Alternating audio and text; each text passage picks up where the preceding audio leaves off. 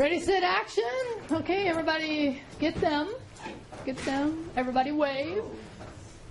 Yay. It's not the best shot, is it? Hold on. Everybody, how about that? A little. There we go. Little better, not too bad. All right, welcome to week 2.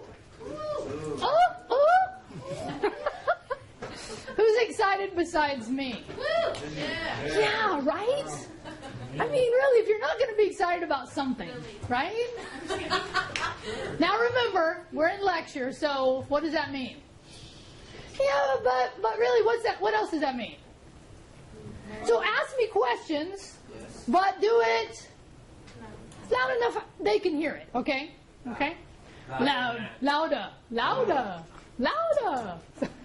I was trying to make fun of a song, evidently not working well. You good? Yeah? Okay, so first topic is about lecture. Okay? That's okay, because you have the full screen over here. Right? Got it? We're still training Tim. He's doing good. So, change is good. Wouldn't you say that? Here's kind of my joke for change is good. Instructors at the board, it's a clear case of RLS, repetitive lecture syndrome. Really? No laugh? No nothing on that one? Really? Nothing? I'm just curious. Don't raise your hands, but how many of you have had experiences where you're sitting and listening to a lecture and you know that lecture has been given at least 100 times? Okay, don't show them. Don't show them. Show me. Okay, don't show them. I don't want you to, but I'm trying not to do that. So this year I've decided to scrap all of my lecture material, every bit of it, except the first one. Okay? Because you're going to see why in a minute. Because I don't like this. I honestly think this idea of doing the same lecture is crazy, especially in our field, in the field that I'm in, right? Computers are changing all the time. But this first lecture is kind of interesting. So, welcome to the revolution, my friends. I'm going to give you what normally I give in a half hour in about 5 minutes. Let's see if I can do it. How many remember this movie? Right? So take the blue, but I don't care what pill, but the idea was what? Morpheus wanted him to wake up because why? He was the one. He was the one, but there was another reason. He was living in a reality that he didn't realize, keep changing, didn't realize was the reality he was in. Right? Do you remember this? How many of you have seen The Matrix? Okay. If not, it's your weekend assignment. Okay.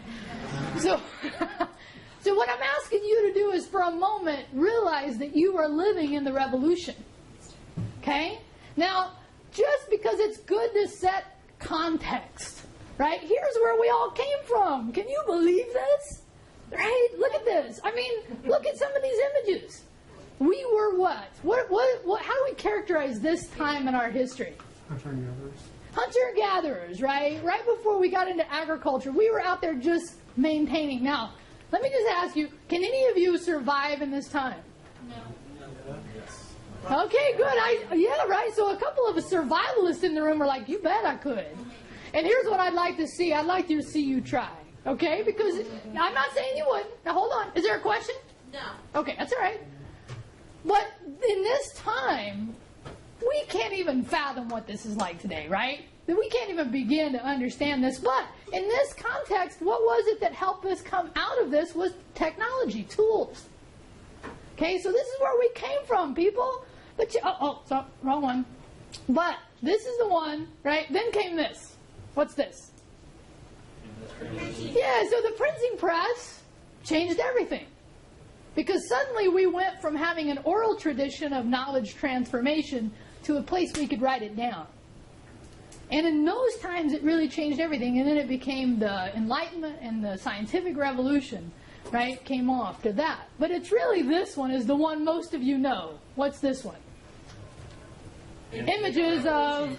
Industrial age. Yeah, so the Industrial Revolution, right? It's the one, by the way, we're still in this kind of, right? We're still coming, and this is what is affecting many people that work in production jobs, right? Because where are our production jobs going? Overseas. Overseas. Now, why are they going overseas? Why? Cheaper. Okay, but cheaper really means more money for who? For the company. For the companies, right? Now, if you own the company, wouldn't you want to get labor offshore? Yeah. So why do we get so mad when companies do it? I'm just asking the question. No, because I get mad that companies do because it's like society, the media, the president tells you to spend money, but all these companies are taking these jobs away from the people and shipping them overseas. So how are we going to spend money when we don't have a job? And that's actually the very good point, right? That's the conundrum that we're kind of in. I mean, Walmart is getting bigger and bigger, but the people that are targeted to buy at Walmart are actually losing employment. So, and I'm not saying just that. I'm just saying in general. So here's the other thing. Just how you're sitting in this room is a result of the Industrial Revolution, right? Widgets. That's what you are. Sometimes I'm guessing you feel that in education, right? Boom, boom, boom. We're going to treat you all the same. How many feel that way sometimes? Okay. If you don't, good. I'm glad. Maybe we've done a decent job here. Okay? So we started with really looking back at some big revolutions, but, now we're in this. We're in the information revolution. And we're really in the second information revolution. And many people, when I ask them which revolution, they generally say technology. But technology is just a tool. It's really the information that's changing everything. Like, has something happened over the last week that's really changed a lot of people's perception of a certain type of issue in the United States? Yes. Do you know what it is? Ferguson in Missouri. Now, what happened? What technology, what information technology helped that become such an issue? Social media and cell phones combined, right? But is this different than what's happening in Syria? No, because technology is kind of leveling the playground a little bit. But it's also being used against us. So you have to look at two sides of this issue, but we are really, my friends, living in this information revolution. And here's the deal. Everything's going to change. And it already has.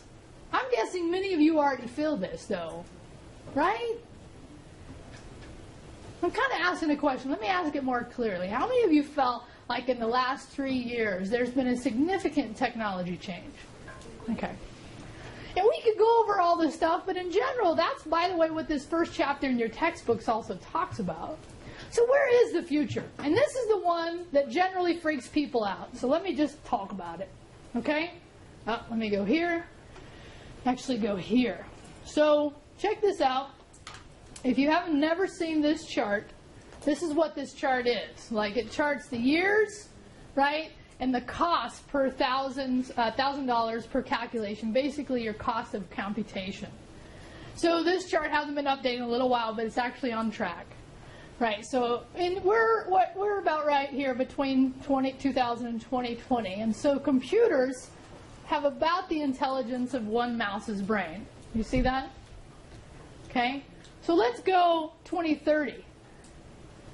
Computers at the track we're on are going to have the intelligence of one human brain. Now, for a second, consider that.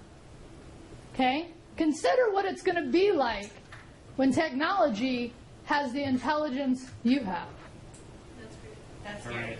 That is, so that's often the first reaction I get. That's crazy, man. Right? Is it all going to be bad? No. No, right? You'll be able to walk up to a computer and say, diagnose my cancer. And it could do it. Right? And by the way, are we kind of close there today? Yeah, right? How many of you or how many of you know someone who, when they got an illness, they went out, searched on the internet, and found the way to treat it? Right? So we're bypassing this disruptive time. We're in this disruptive time. But here's where people get freaked out. Okay? About 2030, computers, at the pace that they're at, will be intelligent as all human brains. Now, this is the Borg. How many of you know the Star Trek reference? No? Okay. We are the Borg, right? Resistance is futile. But here's the deal. Our media has really represented this time of computers as being scary and not a good thing. And it really is about how we decide to use this technology, how we decide to implement it, how we decide not to use it in some ways. Okay? So the point of this first lecture is to really contextualize where you're at and why you might want to think about really going not just into this class with an open mind, but really taking more classes. And this is no offense to my English and math, but is computers now at the same level of English and math? I don't know, right? We could debate that. Of course, I'm going to say yes. If you're a math major, you may say no. Right?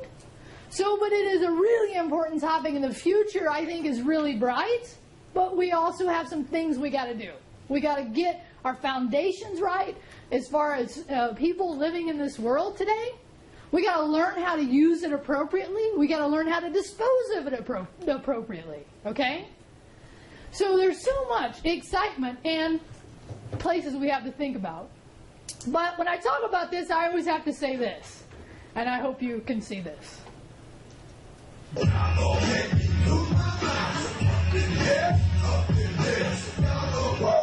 Okay. Now, why do you think I played that video at this point in the lecture? Something. No? Because give us information that's going to change the way we think. oh, interesting. Not my point, but I like it. Blow your minds. Y'all gonna make me lose my mind. Up in here, right? No, there's another reason.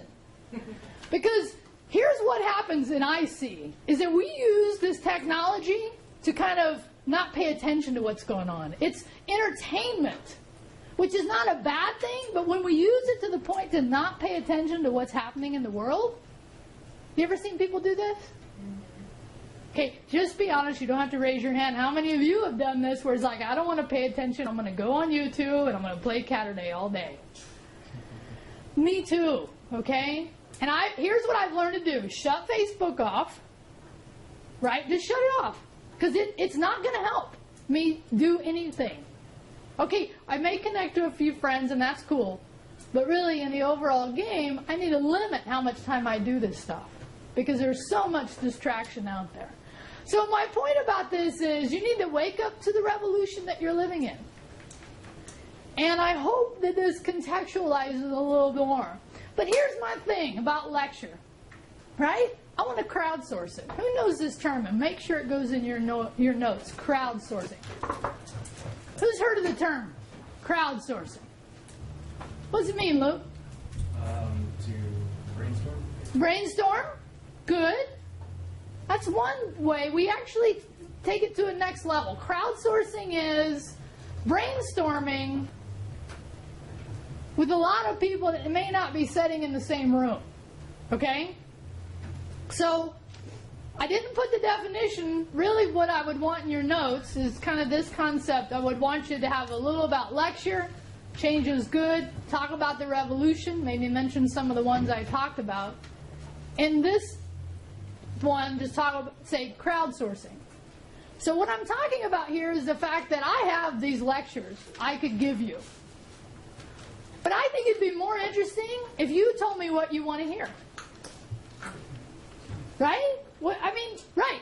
I just wanted to say that I was watching the news last week and they were showing that kind of with goes along with crowdsourcing and technology, Kaiser Permanente is now having people go to the doctors from home on the computer. Yeah. And they're hooking up with specialists and a group of people. So you have a cancer, epilepsy, something really, really bad. That you can't leave the house, Yeah, right? or just that you don't have the time to go to 10 different doctor's appointments. You can have all your specialists, all your doctors in one room on your computer screen, and it's saving us money, and it's saving the healthcare system money. Absolutely. I thought that was pretty interesting. Yeah, totally. So that's and it's funny you say that because just this summer a friend of mine posted a picture where she was actually consulting with a doctor online, and I think it was the beginnings of that. Yeah. And it really is very interesting. It seems like there's certain industries that are moving really fast in the technology and some that aren't, but it seems like medical is starting to kind of catch up a little bit. Education, to me, we're behind. Without insurance, too, because it's great for people without insurance as well, because they're not having to pay $300 or $600 just to go to a doctor's appointment. Right. Medicine definitely should be more accessible. Yeah. And maybe if we use technology, we could get there. So you might want to hear more about that. You might want to talk about that. I thought that was interesting. Yeah. So here's the deal. Today, and this online students will have this in their link for this lecture, but anybody see the form on attendance today? And I said, don't fill it out yet, because I actually want to talk about it for just what I'm looking for. Because there's actually, besides, sorry, I put it in attendance, didn't I? Online students, again, will see this in their link. Woo, computers are getting slow today. By the way, does it affect the computer how many tabs I have open? Yes.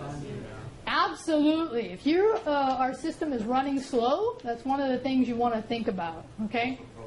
Yeah, so because each one of them, depending on the site, could definitely be heavy here. So here's the form I want you all to fill out. Just give me your first name. What topics would you like me to cover? Right? Well, think about it. I want you to actually give us a little thought. Don't just run. Give us some thought, because the more thoughtful you are here, and then what I'm going to do is I'm going to go through and see what things are similar and come up with a list of things you want me to talk about.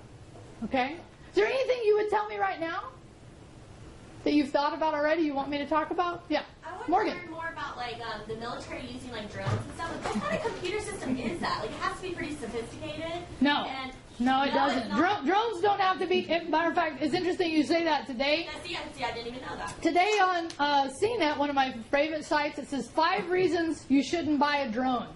Now, what this indicates first is that we could all buy drones. No, I meant a drone that the military uses. Right. They Now, don't use it live. but it's just exactly. Tim's right. It's just a bigger version. Oh, okay.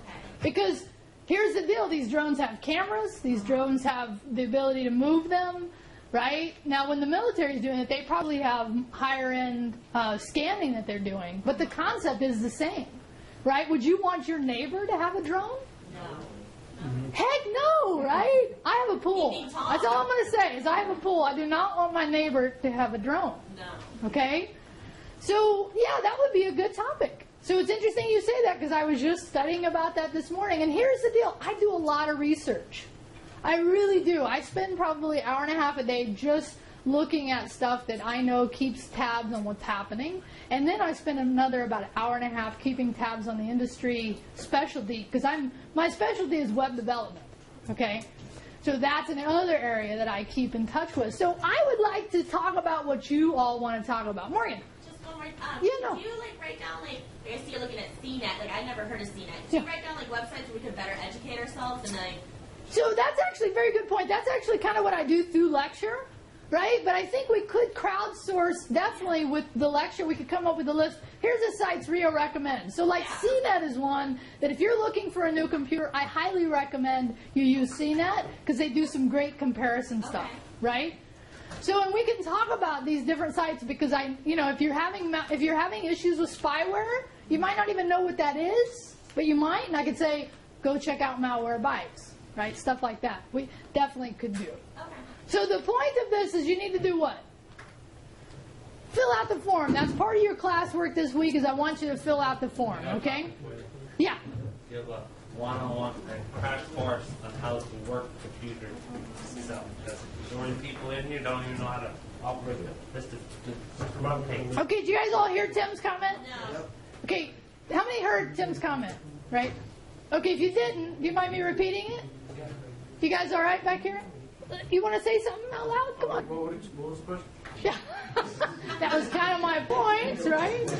So the point was, Tim said, I think you should give a basic use of the computer.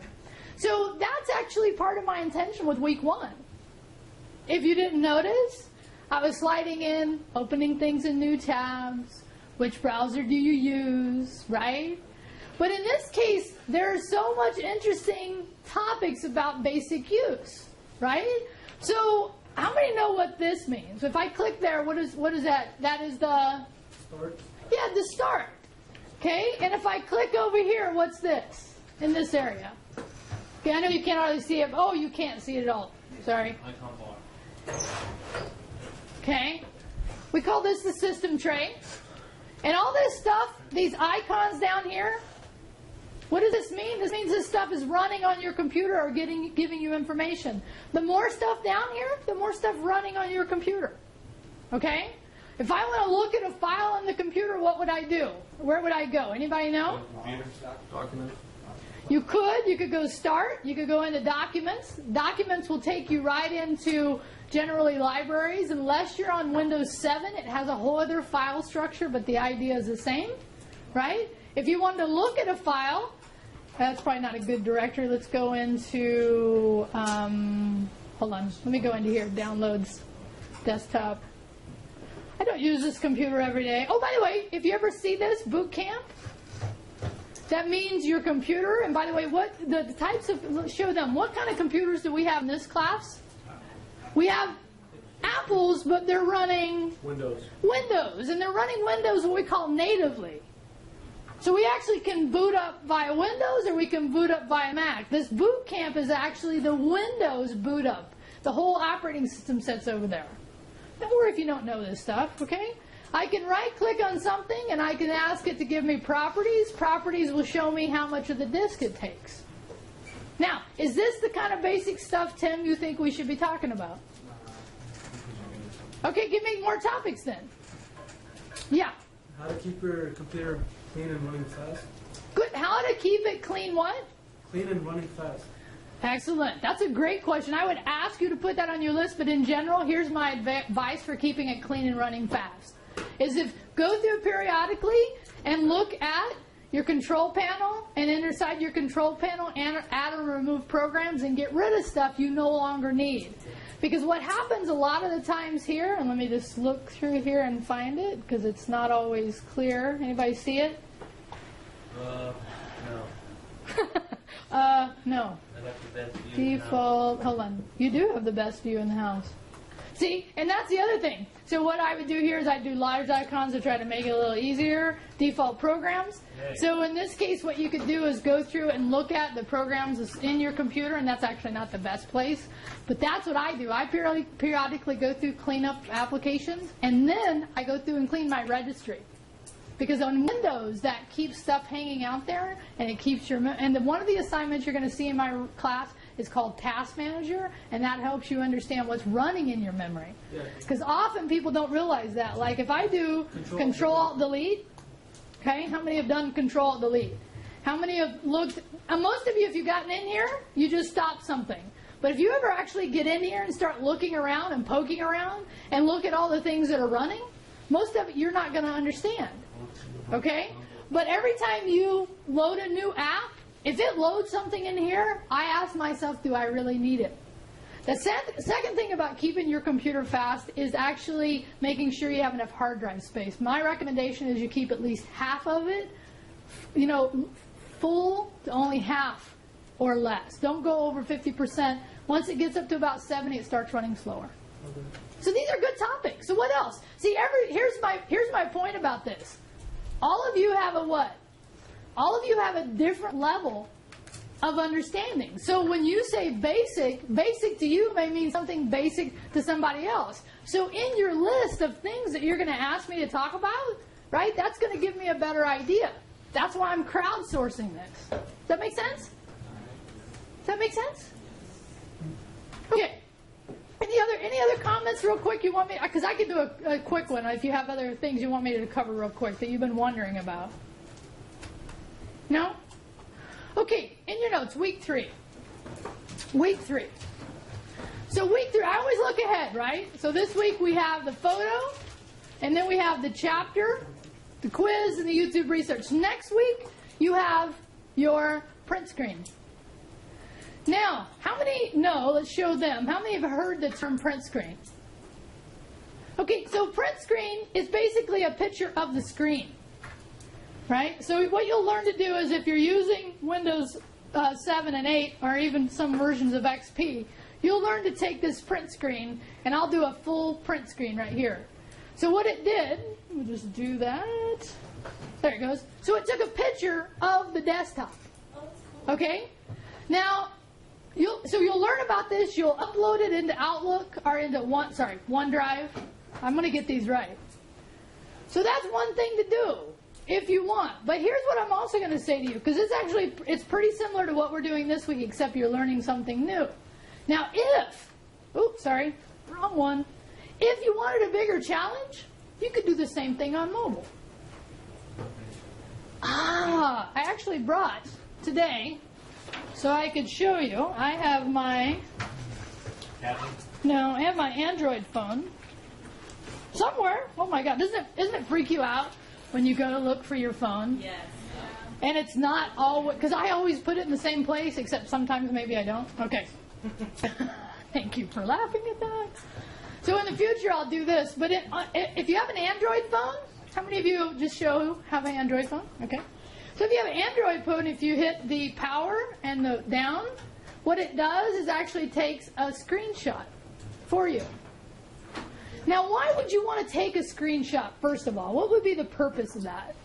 Something's wrong with your phone or computer. Exactly. That's a very common one. Like if you're on a tech support call, they might say, send me a print screen of that. Okay? So again, Android has different buttons. iOS, which is your iPhone. Yeah. The Galaxy S3, they just have to like swipe with your hand or Oh, something. there you go. So some of them have a really nicer feature than having to hold down two buttons. Because that's so hard. No, I'm just joking with you. So again, you're going to learn that next week, right? That traditional print screen idea.